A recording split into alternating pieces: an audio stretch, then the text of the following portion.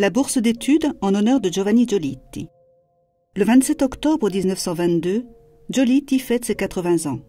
À l'initiative du Conseil provincial de Cuneo, on crée le comité en honneur de Giovanni Giolitti qui instituera des bourses d'études destinées aux étudiants pauvres et méritants. L'initiative obtient un grand succès et les contributions ainsi que des compliments arrivent des 4 coins de l'Italie et même au-delà. Bardonecchia, orgueilleux de compter Giovanni Giolitti parmi ses citoyens d'honneur, a également voulu participer. Le 26 mai 1922, le conseil municipal vote par acclamation l'attribution de 500 lire en l'honneur de l'homme qui a toujours servi les intérêts de la nation en la menant vers un avenir prestigieux et fructueux.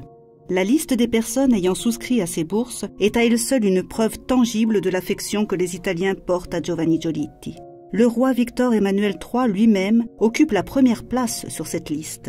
On relève alors de nombreux témoignages d'affection envers l'homme d'État âgé. Les paroles élogieuses du Premier ministre de l'époque, Luigi Facta, les dédicaces de grands représentants de l'industrie et de la politique, se mêlent aux déclarations émouvantes de personnes plus humbles qui s'excusent souvent de ne pouvoir contribuer de façon plus importante. Parmi eux, l'on trouve cet ouvrier turinois Luigi Sarzarulo, qui écrit « Je suis un simple ouvrier de l'industrie textile, orphelin depuis plusieurs années.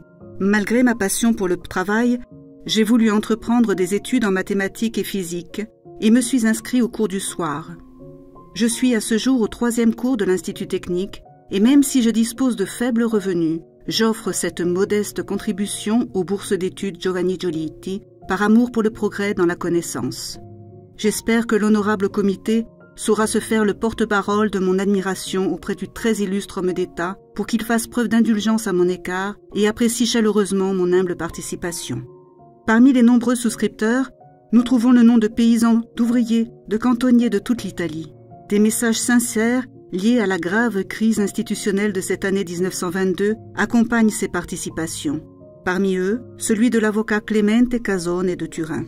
Je voue depuis toujours une foi immuable en son excellence Giovanni Giolitti, qui est encore aujourd'hui le seul homme politique capable de nous sortir de l'abîme dans lequel l'Italie est sur le point de sombrer à cause de ces personnages qui, soi-disant pour sauver le pays, ne réussiront qu'à l'anéantir, privilégiant leur amour inconditionnel pour un poste de responsabilité, sans tenir compte de la terrible situation économique et financière que nous traversons. Ma participation est à la hauteur de ma force. Faible, mais chargé d'admiration pour celui que nous sommes en droit de définir, le sauveur de la patrie.